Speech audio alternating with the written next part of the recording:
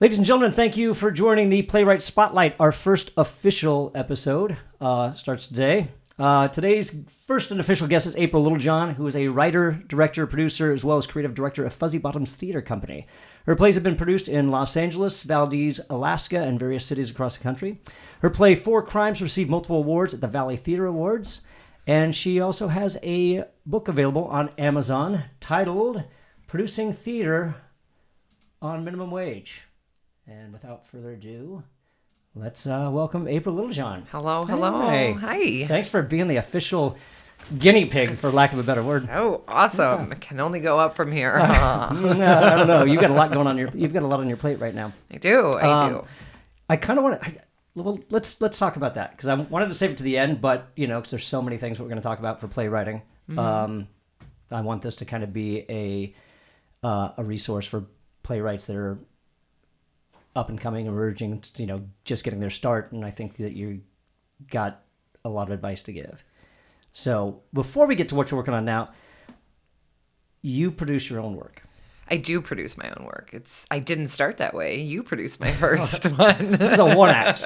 I know, but that's a big deal. Yeah, but then you went full on out and Yes. did a huge full length play with practical effects. Yes. So which I really didn't do in the introduction. You do your first endeavor, which has continued is LA Horror Stories. Yeah, LA Horror Stories. I didn't really know what I was doing. I just had a few ideas. I did kind of your format, which was choosing a bunch of plays and then watch you do it, which I would recommend anybody. If you got to find somebody that you like to be like, and then you have to mimic them first until you find out what you want to do, trial and error. Yeah. But then I knew that I wanted to do horror because it seemed like it was working. It seemed like it was an untapped market and would keep me busy. But I tell you, when a couple of my actors were like, this could be a brand, I was like, no, I want to change it up. And I never really intended it to be a thing. It worked. When you find something that works, it works. Going back to the original works aspect, when you started taking submissions, I can go on about that on my end, but are there any things that you noticed when you started taking submissions about some of the plays that you received? Do you remember? It was 4 years ago at this point. Right. So I wouldn't recommend doing something actiony or horror. And this is a note to playwrights out there. If you're interested in writing something like that, it's almost I read something of it's very like Oedipus in a way where everything happens off stage, and in the modern theater, I felt like with horror and even and more action type exciting pieces, try to write things on stage. When I was taking submissions, a lot of them that I denied, I would have even taken, writing that wasn't as good if there was something that happened on stage, because I didn't want it just to be, we're talking about this action that happened off stage. And a lot of Shakespeare that is like that too. Everything happens off stage. Do you have an example? Do you remember anything in particular from any of those submissions where like that's Yeah, like there was one that was like set up like a murder mystery. It was kind of cool, this old haunted house, and there was I think I remember, it was a long time ago, but I remember it was a husband and wife and there was murder involved, and it was a really cool setup. It was really, you weren't really sure if what was going to happen, who was going to be the killer, if they were ghosts or anything. And I liked that aspect, but it fell short for me because it was just a lot of talky.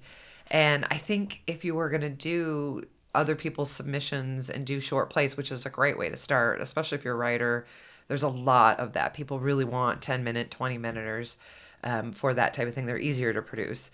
Then just really try to be aware of, what it is. If you're going to produce something like that, then maybe not something action, because you're going to get a lot more submissions that are not action oriented. They're not horror oriented. They're not like a lot of difficult things on stage because, you have to produce those tricks on stage. But if you are writing for that genre, make sure that there's something that happens that we see physically on stage. It's just more exciting, especially in a shorter work. We've gone back and forth with a few things like this in the past. Do you recommend playwrights produce their own work? I do. Oh my goodness. I wish more of them did. And I think I'm so grateful I did. It's the scariest and most terrifying thing. And if I didn't have you to help me through it, and some of my other friends, when it came down to the nitpicky little things that you don't even know the questions to ask until you're in it, it's terrifying. A lot of people just would never do it again. You're putting your own money into it. You're learning a million different trades, but you get to hear your writing and an honest opinion of your work. How many times you submit a play and you don't know if it's good or bad, or if it's just not, what they're looking for, or even just like somebody reading something on the page is never going to be what you imagined it to be until you start producing your own work. And when you produce your own work, you're going to see your mistakes, and they're going to be stronger than even if somebody does give you notes, even if you're in classes and things like that, and there's feedback. It's honest feedback. It's not like somebody going, oh, you suck, or you're awesome. It's just that if you get a laugh, you're like, well, why does this not work? You learn about pacing, timing, what jokes work. There's some jokes that I'll tell you, I'll be like, I'm going to put this joke in there and somebody's going to laugh. And if I get one laugh, I'm stoked. But that doesn't mean it doesn't work. And then, if you're going too long, I mean, I already know in shows, like almost in the read through, when it's almost too late, that a rewrite needs to happen and where. And when I'm writing it, I may not understand that. I also understand when people get bored. I understand plot more because I produce my own work. Character more because you're going to deal with actors who are going to ask those questions about your characters. And I've been embarrassed producing some of my earlier work and being like, I honestly don't know what they want. I have no idea. I didn't think about that when I was writing it. Well, I think that kind of goes with the flow of things. When we get into flow as writers, we're not thinking of all the nuance and the subtext that actors will pick up on that's kind of accidental. Yeah, you don't see it. I'm pretty visual. Like when I'm directing my pieces, people think I don't know what to do, but I close my eyes and I can see what's going on. But what I do, like on your note, is that when somebody takes some of my work and they're really good and they surprise me and it rings a truth. I've been known to be bawling backstage because I wrote something that came from somewhere in my subconscious and somebody brought it to life or brought something new to it. And it really hits me because every piece that you write should be deeply personal. Even if it's funny, it should hit you in a way that you're like, wow, I wrote that. That's pretty awesome. And the great thing about producing your own work is, most of the time writers are really hard on themselves and they think they suck. But when you do something good or somebody else and you get to see it come to life, you get to see how much you don't suck, how awesome you are as well. Now, you and I differ in two aspects, or well, one primary aspect, and I know that you've had experience in both, because I'm not of the ilk that you should direct your own work. That's just me. I'm saying you need to take a step back and let somebody else do it. I don't think people should direct their own work. I just think I should direct my own work. There's a difference. Fair enough. Okay. No, I would actually agree with you on directing your own work. I think sometimes you can't let go and see another one. I've been lucky. I've had other people direct you directed my work. I've had other people do it, and I found some nice things. I've also had people direct my work that just don't get it. That just you have somebody else direct your work, and you're going to realize what you don't have control of changing pacing and timing and some of the dialogue and directing it so it's better. Whereas if a director is just directing what you wrote, you can see the flaws in it, or maybe they're going to see something else. So I think it's both. I think if you are a good director and you want to do it, that's the easiest way to do it, because then you have complete power over the material. And if I need to change something and it's my writing, I can. But when I produced the first show, when I produced other people's stuff, I had submissions. I can't do that without permission. I have to have permission for any change. 100% agree. And I think Playwright, it's important for them to know that. I mean, even when we've done Play Noir, some of the directors are like, well, we're going to change it. No. Mm-hmm. He's like, well, that's your job. I'm like, no, it's not. It's not my call to make those changes to somebody else's work. This is the way it was written. So if there's a flub or maybe there's an error or something like that's one thing, but changing something because you don't think it works. Well, I'm a tyrant too. I said, I wrote these, if I write these words in this order, you don't change them.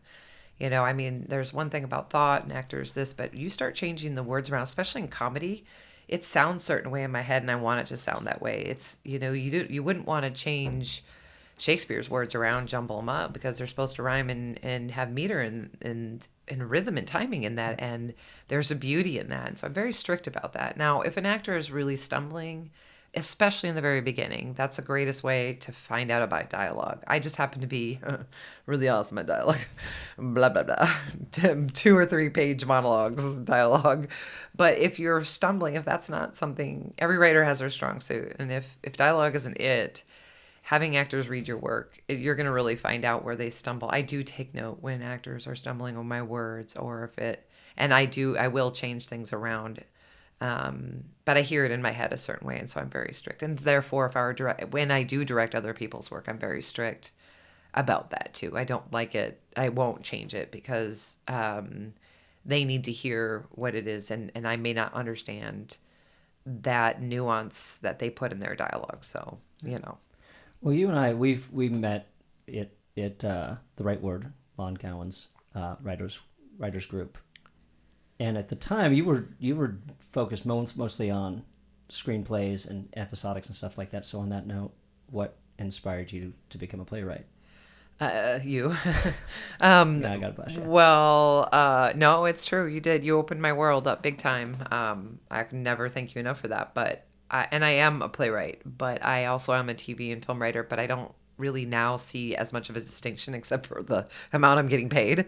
I do like to play with format. I think we both could agree that I'm not a standard playwright. That I don't adhere to a lot of rules, and which is another great thing about producing your own work is you get to play around. Now, if I'm in television or film and you're paying me a bunch of money, I'm going to do what I'm told. But hopefully I can grow as an artist enough to be able to defend my work, to take chances on structure, how I want things seen, and really get to know myself and my brand, because that's what they're saying out there. Of course, I'd love to do TV and film, and I add that, and a lot of my stuff tends to be a little cinematic, and that's great. That's really great. I think that it's, you come to LA and that visual art is very precious, and you can learn a lot more about that easier. It's harder to learn about playwriting in the city. There isn't as much out there to teach you. That's why this is really good. And so you might need to find other parts of the country or the world to learn that. But a writer's a writer, and visual arts are visual arts. And so I've written and done other film and television stuff and in the past, and you learn that that part is not the same, how you express it on film, the pacing of that. But, being a playwright, that world is so precious to me. I'll never give up no matter what, because it's so honest and true in the moment. You can't change it like you can in film. You can't decide later how you want it to go. There's no multiple takes. And even though each performance is a little different, you have a different audience. And so you have a unique experience with them. They're bringing their own baggage, and they're bringing their own day with them, and your actors and you are touching them in that moment with your work. And that's why playwriting and directing and producing theater will always be precious to me. So there's moments you can't change. And I've tried to video my shows. You were the only one who actually got a proper video of one of my shows, but it's not still not the same. That was a hard one. It's still not the same. It's still not like breathing the air in the theater, seeing the sweat on an actor's face, or even if the bloopers, something goes wrong on stage. It's a living, breathing thing. Right. So, do you have a favorite playwright? Who is your favorite playwright? Sam Shepard. I would say Mamet Sam Shepard. I know all the women in the world are gonna throw eggs at me, but I love Mamet for his phrasing. I love Mamet for his harsh look at life, even though he's been said to be a misogynist. Sorry, Mamet. I think you're brilliant. And I love the relationships of the men and how they talk to each other. And I've learned a lot through that. And I think there's a lot of value in that. I also, Sam Shepard just does some really amazing, real complicated relationships. And maybe that comes from when I was in acting school. I went to theater school, and, being able to do monologues and plays from Sam Shepard, it just really had so many layers. But there's so many new playwrights out there that, I mean, you couldn't even scratch the surface. Even going to different playwright festivals and hearing new works, people are changing all the time. So it's hard to say a favorite. As far as like somebody who is well known, somebody who is everybody knows, I would say definitely Sam Shepard, and Mamet for his dialogue, Mamet for his action. It's exciting. It's wordplay is brilliant. Is there, and it doesn't necessarily have to be a playwright. Who inspires you? Well, it's hard to say. I get a smattering. I'm always wanting somebody to inspire me. If I'm watching theater or film or television, I think you need to watch it all. Don't fall into the trap of being a snob and being like, oh, I'm in theater. Netflix is beneath me. Don't do that. Don't do that. That's just people.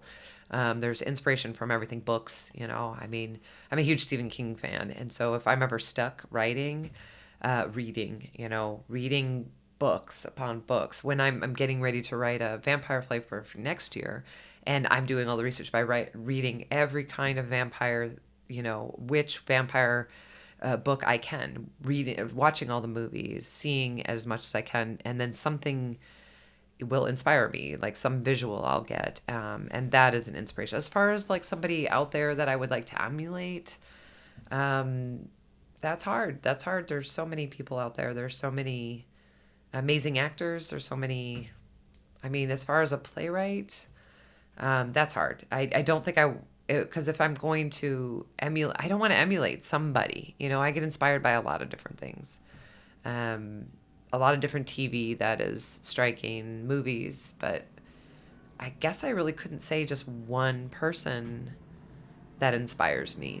Somebody, please be the person that inspires me, I mean, sure. Be that person that I want to be like, That totally did not answer your question. No, totally did. And then we have the joys of living around the corner from Burbank Airport for all those who got to hear that great big huge plane that just overpassed us. How often do you write?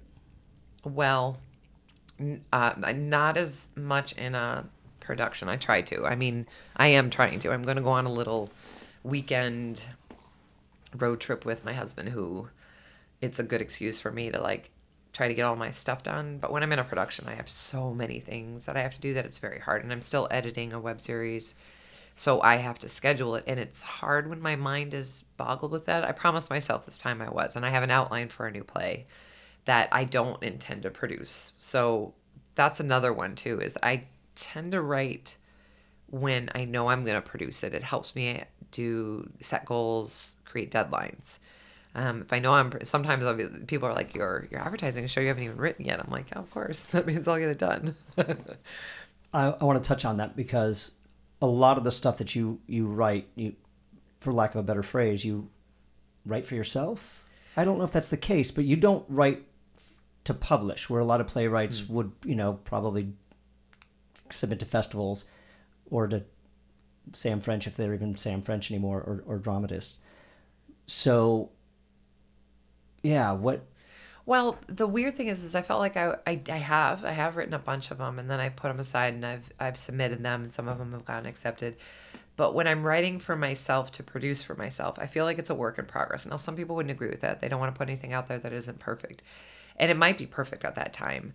But another playwright friend of mine, Arthur Jolly, always said, I've taken his classes, he's like, you're always rewriting, even if it's been produced a million times. And some of his plays have been produced a bunch, and he'll go and see it and realize, oh, I got to do a rewrite. So I've taken his word that when I've produced something, it's a work in progress. Now, when you mentioned Four Crimes, which was a horror set in the late 1800s, 1900s, early 1900s, and there were 4 different plays. One of those plays I have lengthened, and I intend to do that with a lot more of my work, into a full length, and then I took it to a festival, and it's almost ready for full submission. I've started to talk to other theaters about that. I've also had some of my shorter plays that I was going to produce before the pandemic. That was a compilation of 6, maybe 10 to 12 minuters that I've worked on and submitted for other things.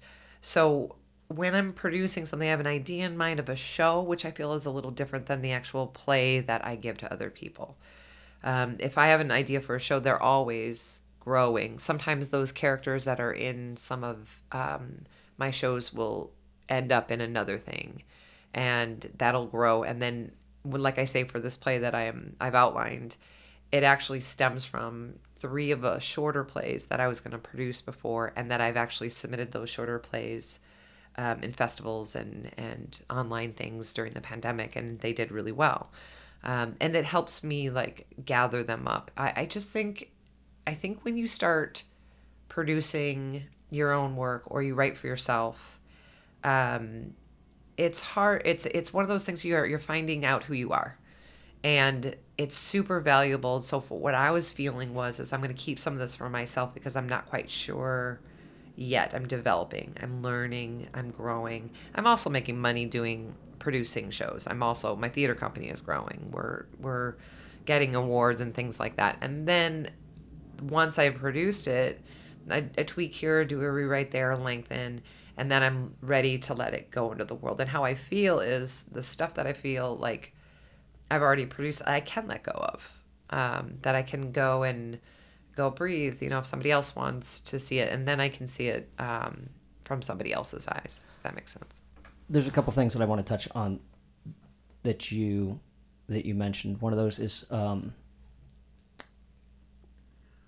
knowing it's always you're always rewriting. So then when do you know when a piece is finished? Well, like when we go back to Arthur Jolly, he's like, it's never finished. However, that's not going to make you feel good, and it doesn't make me feel good. I think there's a pause with me.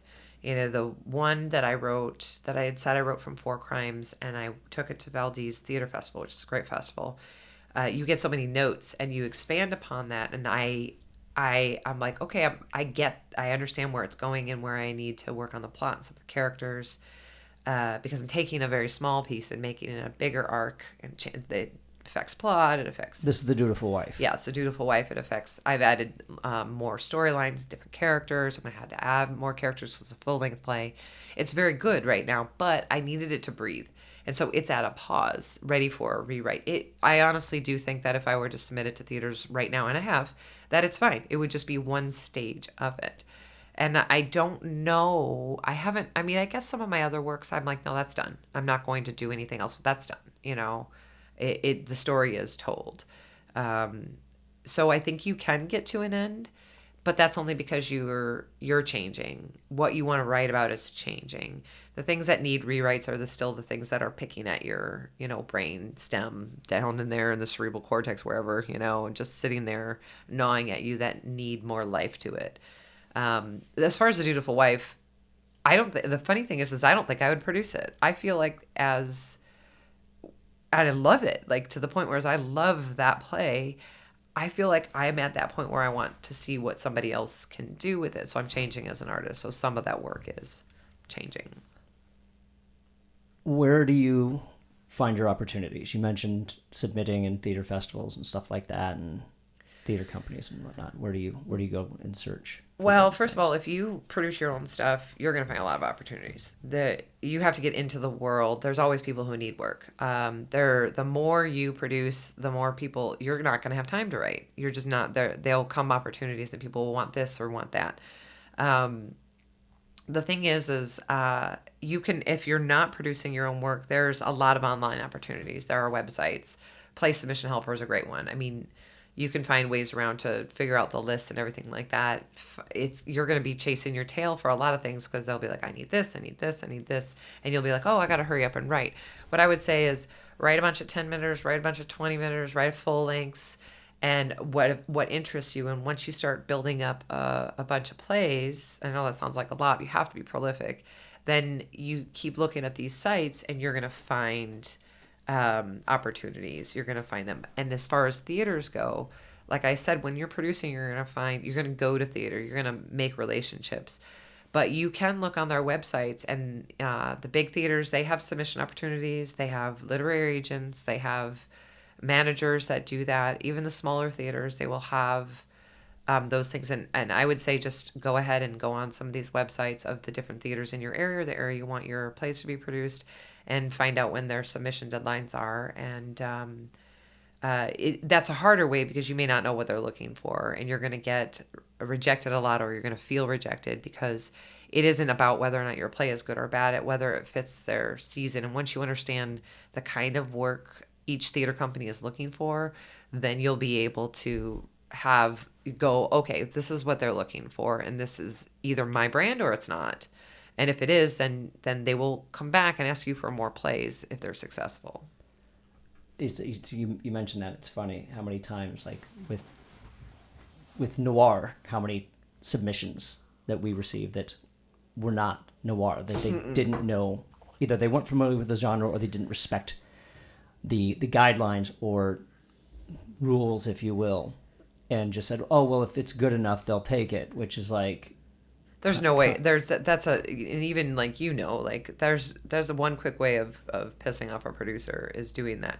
It's just, I kind of get it. You have a play, you think it's awesome, you put your heart and soul in it, and you're going to look at the trades and there's not the opportunity for you. Don't submit something that isn't of that genre. There'll come a genre or a theater company that's looking for that. Be patient, keep writing, write something else. And if you, like for the noir thing, for instance, if somebody didn't have a noir play, go ahead and research noir. Watch all the movies. Look up on the internet what the noir basic plot lines and characters and things like that. And if that's something that you want to do, go ahead and take a crack at it. And then, you could even have written the producer like yourself and saying, hey, I don't have any noir pieces, but I'm wondering if you're doing this every year, and I would love to, be notified if you have a mailing list or something like that once I get a noir script to have you look at it. Yeah, and that's what I always try to encourage people to do, and I always did the call for submissions long enough to where if you were inspired, you've got 12 to 16 weeks, sometimes 6 months to write a piece. Yeah. Going back and looking at those opportunities that are online and whatnot, what is your opinion on submission fees? Well, that's hard. There's a lot of threads that I see where a lot of playwrights, they don't do it. It's how dare you, et cetera, et cetera. Well, that's the thing too. It's like I'm more like, I'm surprised when I get actors who are like, well, this is the first show I didn't have to pay to be in. There's pay to play all over the place. That's our world, and it's probably going to get worse after the pandemic because theater is hard to survive. I don't charge my members, but a lot of people have membership for actors. So when it comes to playwrights, look, I would say not every year, don't be so desperate that you're going to drop a bunch of submission fees. If something is worth it for you, submit and pay the fee, like the O'Neill. You know what I mean? Just submit it. Pay. If you have a full length ready for the O'Neill Festival, that's a big one. Or the Kennedy Center one. Just pay the fee. It's not that much. But otherwise you're going to start. It's the same thing with like screenplay writing and stuff like that. They charge. That's how they make their money. That's how they get these people to give you feedback and stuff like that. So if maybe you, it might be worth it. If somebody has like a theater, those connections, and they're actually promising something that you might want, think about how much it would cost to take a class. And so if there's a submission fee for something and it's like, oh, it's a festival and you might get in, and then you have these big names that are going to help you with your script, or that might be worth it. It might be cheaper than that. But they're hard to get in, and you might get like an honorable mention. Getting all huffy about it, it's like nobody's forcing you to submit for it. There's so many other outlets. Most theaters, I don't know of any theater that requires submission fees. And if they do, that's a racket, because if it's a big theater, they're going to pay you for your script. If it's a small one, they're not, and you're actually going to be able to put on your resume that you've been produced, which goes a long way. Which, I want to go back into compensation a little bit, and that's, before we get there, because for Play Noir, we never charge a submission fee. I felt like Play Noir was so specific that it was a hard thing to charge for submission fees, and we'll get hundreds every year. The Collegiate Playwright Festival, on the other hand, is something that we do charge a submission fee for.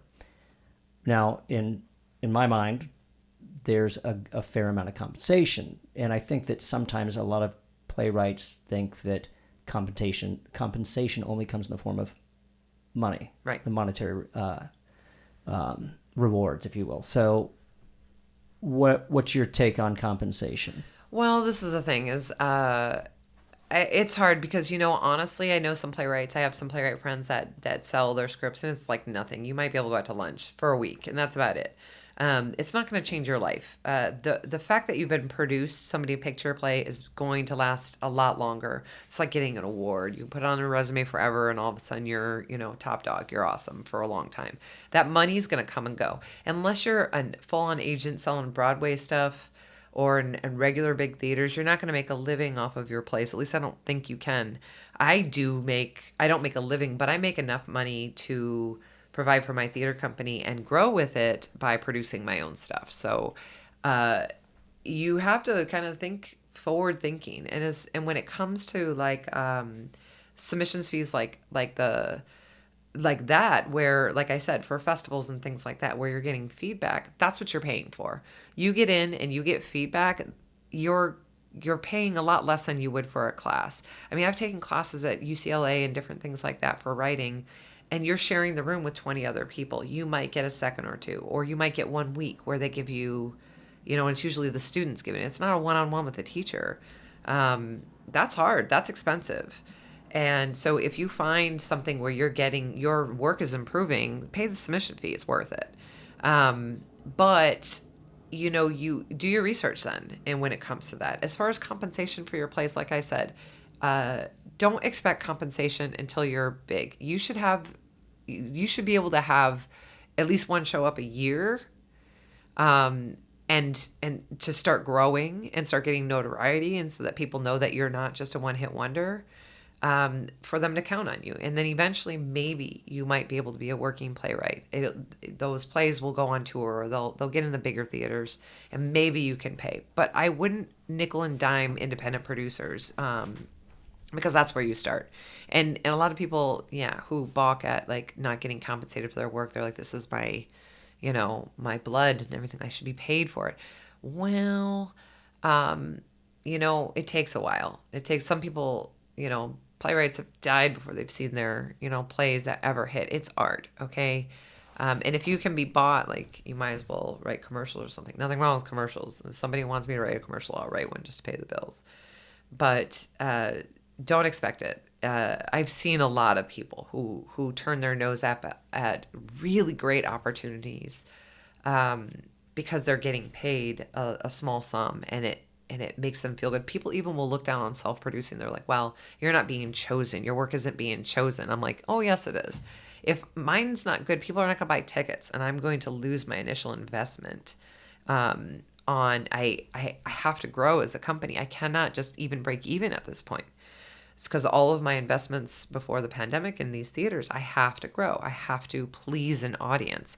And so I would rather please an audience that is coming directly into my pocket, into the company's fund, than somebody who's just reading some of my work on paper. So you kind of look at those options. Find satisfaction in your work growing and getting better, and don't worry about that compensation. Figure out a way to make money, so that you can write, you can get your stuff out there, and eventually the dream will happen where that's all you have to do is write plays and keep coming up with ideas. Going back to opportunities on that note, let's talk about Valdez, which I have not got to experience with you yet, but it seems to be one of your favorite yearly. I do love it. Valdez came out of the fact that I was mad about a bad review. And I was like, and you know what? That's a great thing too. You get a bad review, don't let it break you. Just let it get you mad. From Noir. Okay. Okay. Yeah. We'll piggyback on Rejection and whatnot in a second. Yeah. Continue with the what the it bad did reviews is I actually went on Play Submission Helper, and there was an ad for this thing, and I was like, okay, I kind of read it, and they were like, okay, if you get into this, you have to attend the festival. You can't just oh, I got in, yay, it's on my resume. And so when I got accepted for a small play, I was like, wow, because I just was so down that I needed to pick me up. And I didn't think much of it. I was like, okay, well, when am I going to go to Alaska? I've always wanted to go there. It changed my world. You go to this tiny little town, and it is the real deal. Mamet used to go there. Like, it was started by these big playwrights, and the people up there are so great. They have people come from all over the world, and actors, writers, directors, everything in this tiny little town that you can walk from one end to the next and meet all these people and just go to these play readings. They're live play readings, stage play readings. So and you don't expect blocking or anything like that, but you really get to hear your work. And then you have 3 mentors, and they make things as cheap as possible for you. It only costs like $50 to do the festival, which is ridiculously cheap because you get fed every day, you have classes every day, your play gets read, you get feedback, there's a glacier tour, there's like a big party at the end of it, and it's, even if none of the bells and whistles were on that, it's a beautiful place to go and sit and be around writers and creatives and learn more about yourself and what works. And so I've done it every year. They've been very kind to me. They've even accepted a play that was terrible. And they put me on a waiting list and they were really nice because I'd been returning all the time. And we joke about it. But what's great about a festival that you like, or any kind of opportunity that you submit your stuff back, that's worth it to me. I get the most out of it. That's that one time of the year that I try to have everything off of my plate so that when I'm there, I can focus on the play that has been accepted. If I don't get a play accepted, then I use it as inspiration to write. I just clean off my desk of everything I have to do and focus on just growing as an artist there. It's really great. Let's talk about rejection. Rejection is a part of it. If you don't get rejected, you're not going to write good. I just don't think you're going to write well at all. You're not going to produce. I've always been somebody who's like, I'll show you. I get sad and then I get mad. And it is, just because I'm not always submitting my plays does not mean I'm getting rejected a lot. I just don't advertise it, you know.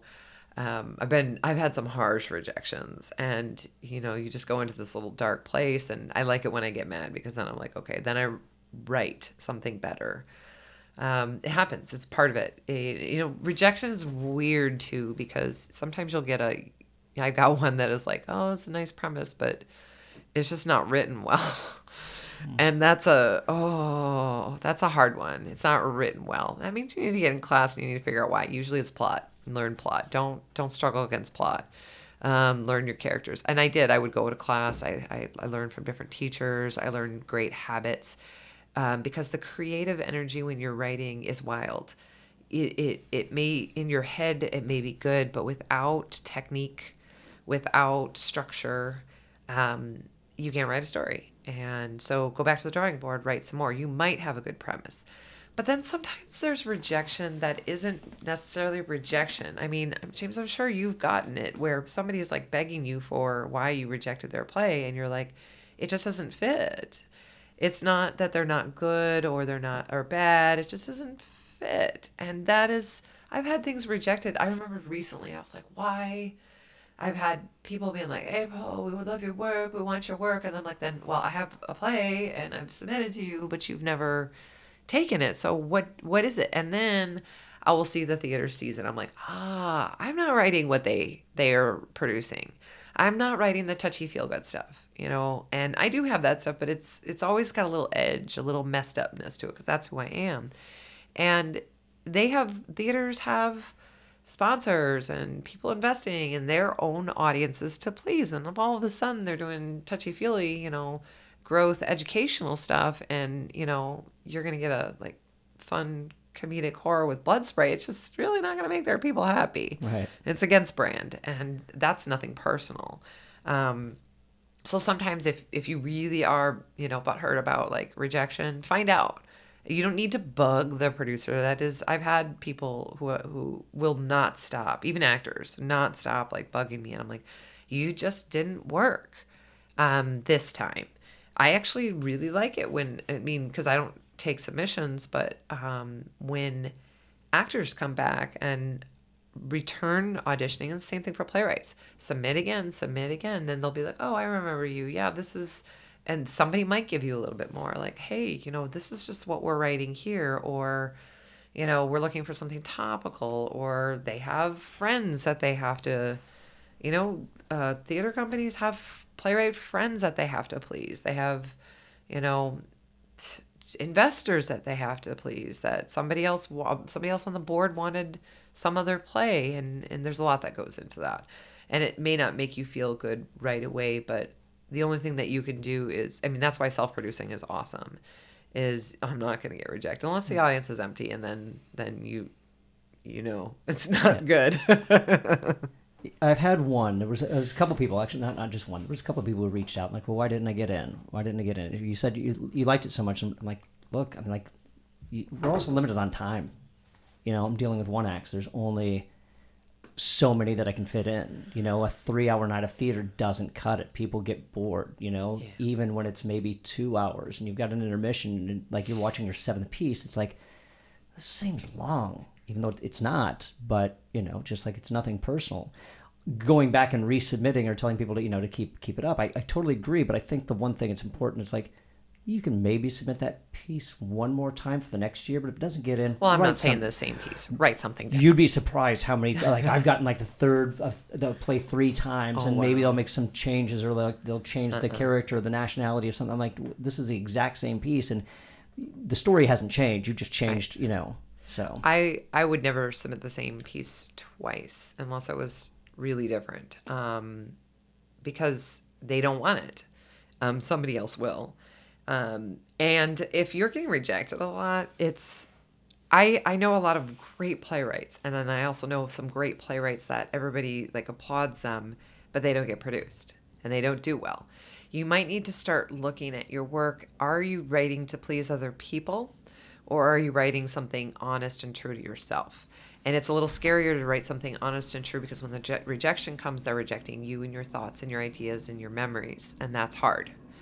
So I find that the ones that get rejected, there are plays that are very similar, and somebody picked one that just had a little bit more oomph, that seemed a little bit more honest.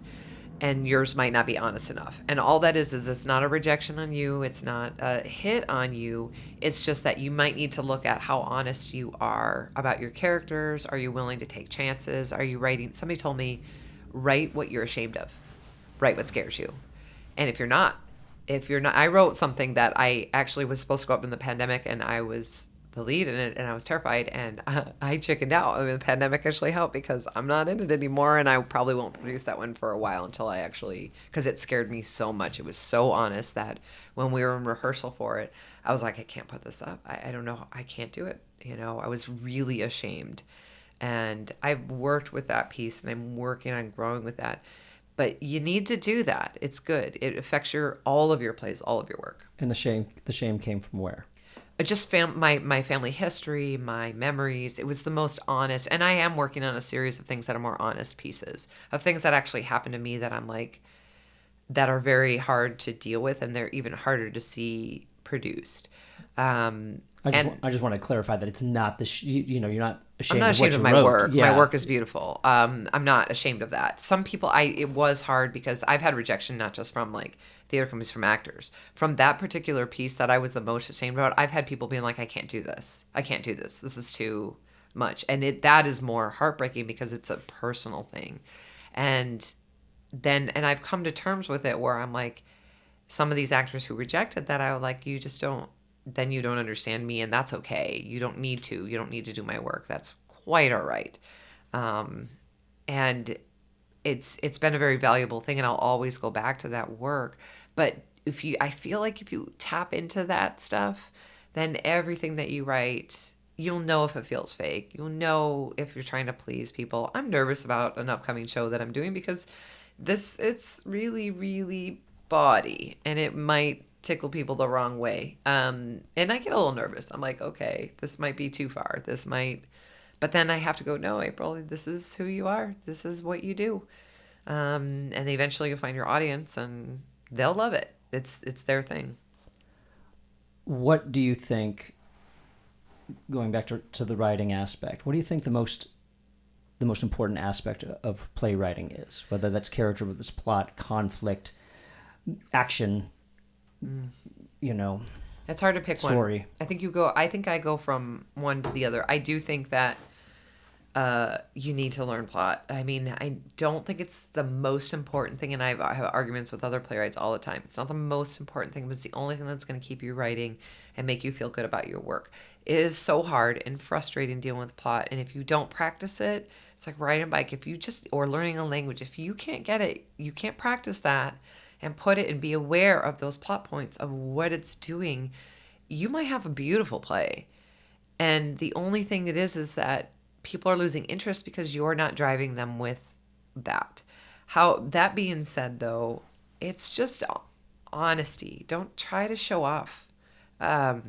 Your characters, even comedy or silly stuff or zany stuff, there's got to be some painful truth about it. And if you experiment with that and then you have your structure that is supporting that, then you'll always have something. Now you'll go back and forth. Let's say you're weak at dialogue. Go, if every playwright's different. If you're weak at dialogue, go to a cafe and listen to how people talk. I mean, now don't Woody Allen it. Like nobody likes. I mean, Woody Allen's a genius, but at the same time, there's only one Woody Allen. So you have to make dialogue that works, that people want to follow and listen to. And it's boring just listen to a regular conversation, but how people talk. People don't talk in full sentences all the time. Just listen, hear what people are saying, and then your dialogue will get better. I now come up with an idea. I sometimes come up with characters are important. You should know them. So many times I read plays that I'm like, you don't know your characters. All your characters sound the same. So journaling about your characters, letting them come to life. One teacher said, you got to know what they put on their pizza, and then I do journaling. I write just journals and journals of what they think, what they feel, what they do, everything. And I do that sometimes while I'm doing other things. And then when I'm ready to write the story, I don't have to worry about what they would say. I don't have to go back and realize that I have 2 or 3 characters are the same person. And so you work on that. We work in character. Maybe sometimes while developing those, you nix characters because you don't need them because they don't serve your plot. But like I said, I'll come up with an idea.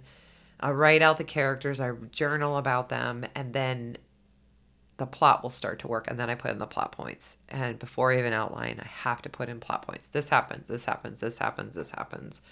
Make sure that all works. Then I start putting in all the little details in there. And then along the way, that's when people will say that, oh, don't mess with the plot's ridiculous. Throw it away. That's not art. I'm like, you know what? It's not like bars on the walls. Like if I get to a plot point that I'm like, this doesn't work, it's going to tell me why my story is off. It's going to tell me if I need some adjustments. It's going to tell me if something's running too long. It's going to tell me if I'm being precious about my jokes, if they fit in there, or I have extra characters or something. I see it as like a helping hand. And so, yes, I'll try to put plot. But I will tell you, if you're a new writer or you haven't written a bunch of stuff, that's going to be almost impossible to understand plot. You just have to write a lot. You have to really go over the plot points and make sure that you understand them and try to put them in every script before you get it. If you're writing organically, great. But, how do you know? I mean, go back, look at your scripts that you wrote organically. Do they fit within a plot structure? How is it working? Produce it. Is the audience getting bored? Are they looking at your phones? This is sitting in the audience of your own play is a really good indicator. Did somebody fall asleep? If somebody falls asleep in one of my plays, I want to run off and jump off a bridge. Like, if you fall asleep in one of my plays, I'm shooting myself in front of you. Like, this is not going to happen. And plot is a big part of that. And I felt it when I'm like, oh my God, hurry up, talk faster. This is a terribly long plot point. It's not working, and I get it, Well, we used to chat quite a bit. One of your favorite phrases, which I'm not quite sure if you coined. I'm sure somebody brought it up in the past, and it's one of my favorite things to use and talk about with young playwrights and people that are, just starting out, and that's killing your darlings and not realizing, like, you don't need this. It's time to cut your losses, and you're only bogging it down or anything to that extent. So I mean, how do you know when something's not working prior to that, before it gets on stage? Well, that's hard. Yeah, I've heard that. I've heard that in classes. I've read it somewhere. You say it a lot. It totally it is, and I've heard in writer's room, even like Simpsons and stuff. They're having to sacrifice jokes. They just don't work. They save them for later. But you don't want to kill them all. Like, you do want to. I don't think the problem is that. I think it's usually they won't kill their darlings, and it's long and it's extra.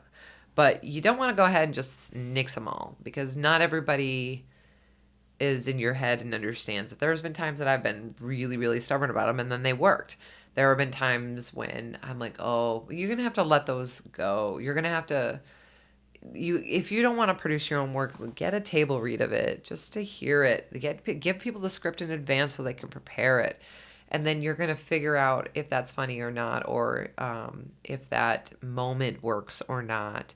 And ultimately, you're the one who decides. Now, if you're too stubborn, like if you're writing for somebody else, and you're going to have to do, what they ask of you. I mean, be able to defend it, be able to understand why you want it in there. If you don't understand why it's in there, then you need to get rid of it because you don't understand your script. But if somebody's like, it's just, I can't do this moment, I can't have this in there, then be willing to work with it. Just because somebody produced it and they want you to kill that darling, that doesn't mean that the script disappeared. You get it back. You get to use it again, and it's yours. You try it again. How do you deal with writer's block? Writer's block sucks. But I have a little game. I'm like, okay, you just have to work on. I have a lot of different tools to get myself writing, like journaling about your characters. It's easy to do. It's nonsense. Doesn't have to be perfect. Nobody's ever going to see it.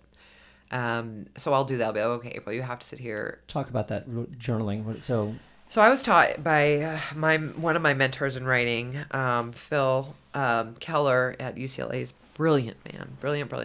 And I love him dearly. He says you just take a journal. You can buy it at the dollar store, and I have a ton of them. I always have one in my purse. And you have your characters list. You figured out your characters. Maybe you worked on plot a little bit, whatever. You've got an idea. I put the name of the character, and I just start writing about him. You could do it in his or her perspective, just thoughts, stream of consciousness, whatever. You can just write facts.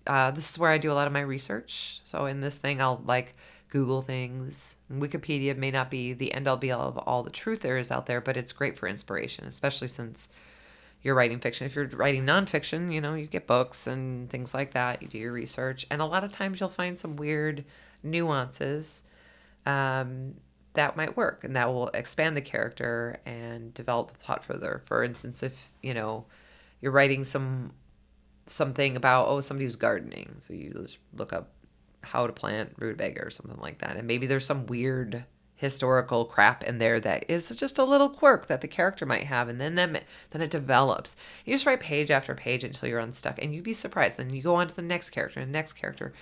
Pretty soon you're going to figure out how they feel about these other characters, and they're going to tell you their stories. They're going to tell you a billion stories, and then you have to pick one, and then you have to stick with it. And it just that helps with writer's block to me. Because I know that I'm like, I don't want to do it. I don't want to do a million other things, or I want to stare at the wall, And I'm like, okay, half hour, an hour, sit down and then go do your laundry or go. I trick myself. I'm like, okay, I have to do this, and then I have to do a chore, and then I get to play my video game or watch, TV or something like that. And then I can only watch TV for that amount of time too. Like, I have to stop it and then go back and start it again. And you'll be surprised that eventually you end up wanting to write. And then you're excited about it. I bring my notepad to work, and on my break I'll write. If I'm standing around or music is inspiring me, I'll put. I'm doing an '80s show, and so it's all the '80s all the time on my ride to work, and that gets fun. And then I get these visuals. Well, this be great. This be great. And that's a way to get rid of it. Boredom is a habit.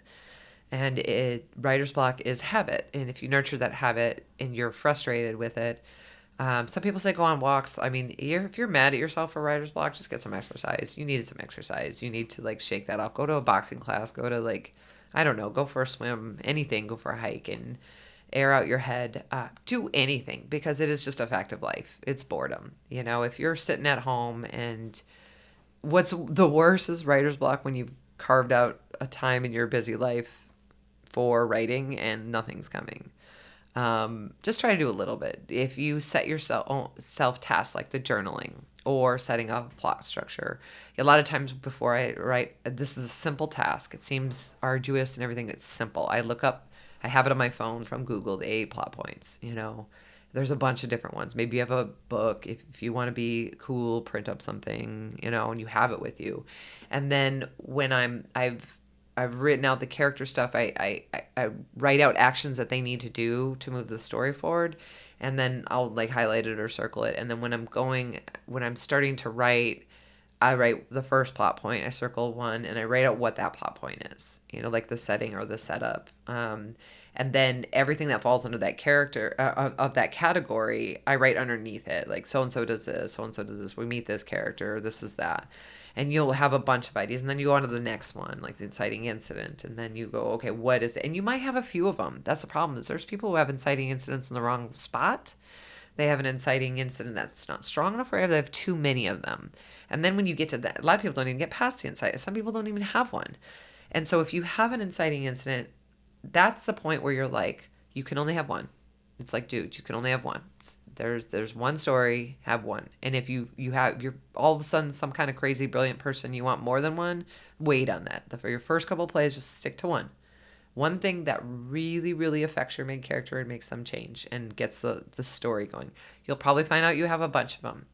Then you have to just try to leave it there. Go, okay, we're going to go to the next plot points and figure out, when you go to the next one, you figure out like the midpoint or something like that. Write down all the actions that happen, then look at those and look at your inciting incident and go, do I have something from this character that is continuing to the midpoint? And see if you have 3 of them and they all 3 midpoints, then okay, maybe you have 3 plays. Or you might find more than anything that you have more things in the midpoint that lend to one character. That's your lead character. That's one you feel strongly about. And don't feel bad about that, because you have a lot of ideas. You have all these characters you've developed, you've worked on. And so now you have a bunch of different stories, but now that's where you kill your darlings. That's also a killer, not just jokes and everything like that. You're just going to have to figure out whose story you want to tell and stick with it and go, I will talk about this later. You might have a B or C story, but your B or C story always support your main thing. So the inciting incident has to happen to your first character, and it has to drive it. What's the latest? How far into the play? What's the latest moment that can happen? That inciting incident? 5, 6. I would way do it before page. Some people say that for plays it's a little different than, like, if you look at, like, watch TV and film. Even if you're one of those theater snobs that thinks that TV and film is, or God forbid, YouTube or short anything or cartoons are not. Watch cartoons. That structure is solid. You watch TV, their plot structure is solid because it works. People say a lot of different things with plays. There's a little bit more breathing room because we have a lot more history of storytelling before television, visual arts, and things like that.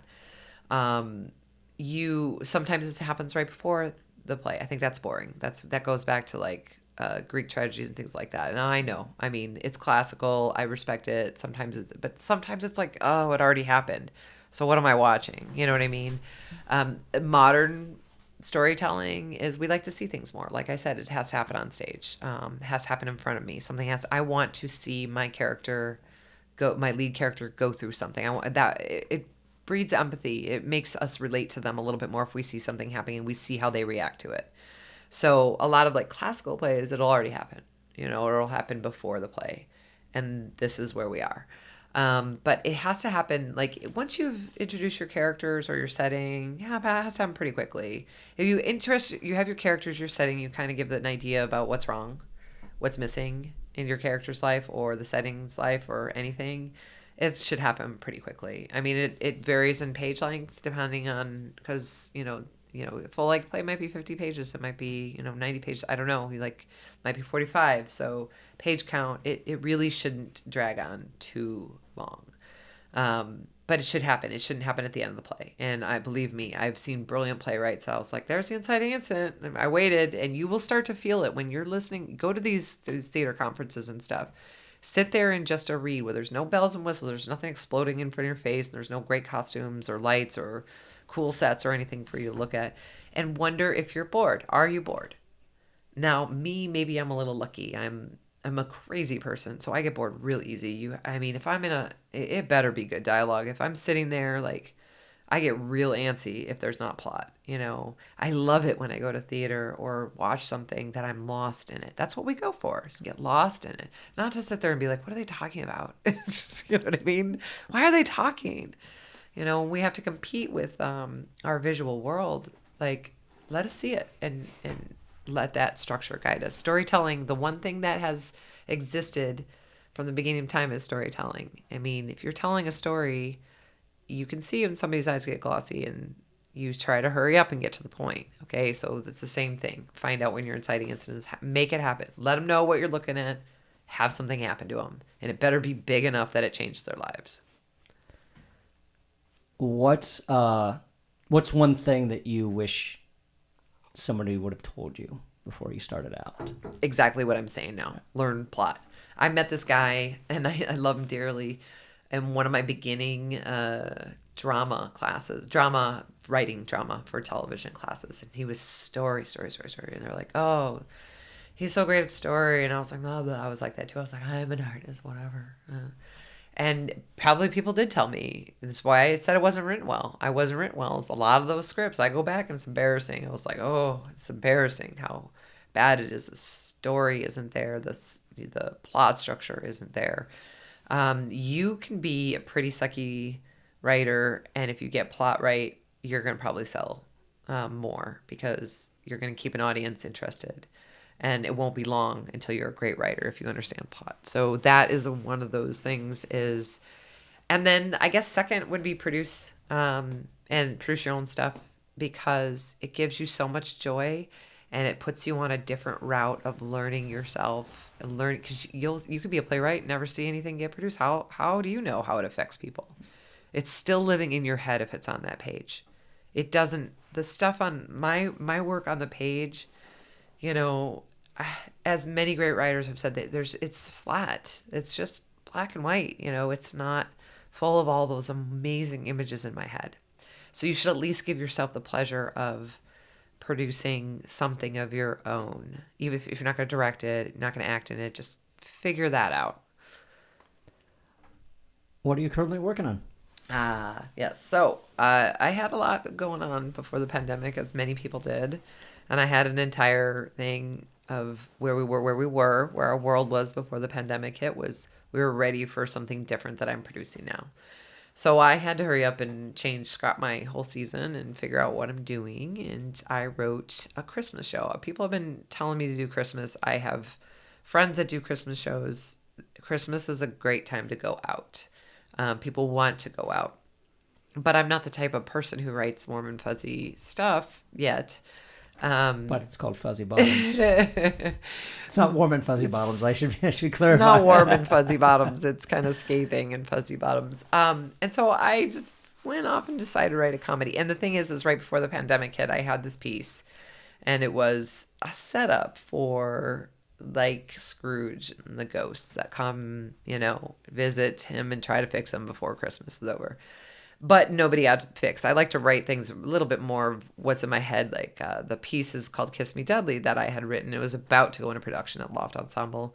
And it was kind of my take on, women as friends and what the world expects of us and what we really are and what's shocking and what we talk about. And, it turned out to be incredibly hilarious. And I was like, I need to write companion pieces for it. So I wrote 3 other companion pieces where it's 80s rock gods come to visit these horrible people after the pandemic, and all mayhem ensues. So I did have to add a little bit more horror into it. I added a little bit more Christmas into it, and it blended well. There was a lot of jokes that work for it that just is my take on a Christmas show. So that's what we're doing now.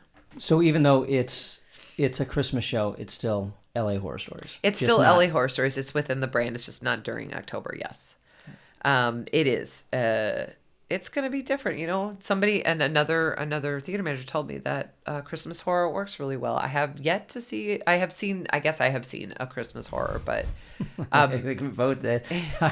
I went on your recommendation, Yeah, or lack thereof. I don't know. it wasn't. It was shocking to me, but there just isn't enough of that. There's a lot of people that want fun body, and there's medium Christmas stuff, like there's fun and body and it's family safe.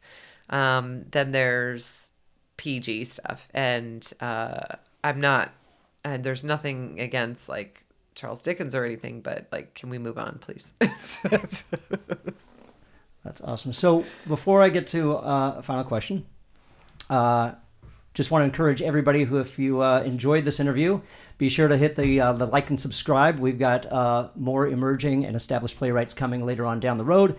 Also, I'd like to encourage you, if you are an emerging playwright or if you find yourself stuck, one of our sister websites, the Los Angeles Collegiate Playwright Festival, does offer playwriting services, including consulting, editing, development, anywhere from one acts to full-length plays and even longer pieces. So do keep that in mind just in case. And so on that note, April, any advice for beginning playwrights? Yeah. Get yourself into classes. Even if you're a beginning playwright and you're not going to be able to have the means to go to school, there's always, community college and stuff like that. Everything has value just to get you inspired and start. Get yourself or create a writer's group. That's huge. Then you're going to have friends. They're going to know other people. You're going to meet people. Write a lot and be open to it. Like, I feel like there's no way around this. You tell a beginning playwright that you're just going to suck for a while because you probably don't know yourself. Just allow that. It's not like that you're terrible and that you're not going to grow. But I would say the advice is that if you keep going on this, you keep doing it, you keep learning who you are, you're going to, if you like it, it's going to be beautiful. You're going to put a piece of your heart out there. Don't do a cardboard cutout of yourself. Put everything that you have on the page and write 100 scripts. Write as many of them as you can and just submit and submit and submit and expect nothing in return. And then all of a sudden, everything will change. You have to write. And the only thing that keeps playwrights from succeeding is not writing plays. That's it. I like it. Well, April Littlejohn, thank you for being our first guest on the Los Angeles Spotlight, or the Los Angeles, I'm getting my websites all mixed up for the Playwright Spotlight. Appreciate that. On that note, since I did rush that is lacpfest.com for those writing services that you may be looking for. lacpfest.com. So, April. Thank you. Thanks for having me. Are you kidding me? Thank you. It was a lot of fun. Let me get that transition in there somehow. That's one of the things we got to deal with. Oh, our transitions. So, there we go. We're live again. So, thank you so much. Greatly appreciate it. We'll get this out soon and look forward to seeing you guys soon. Thanks so much, and come back and visit.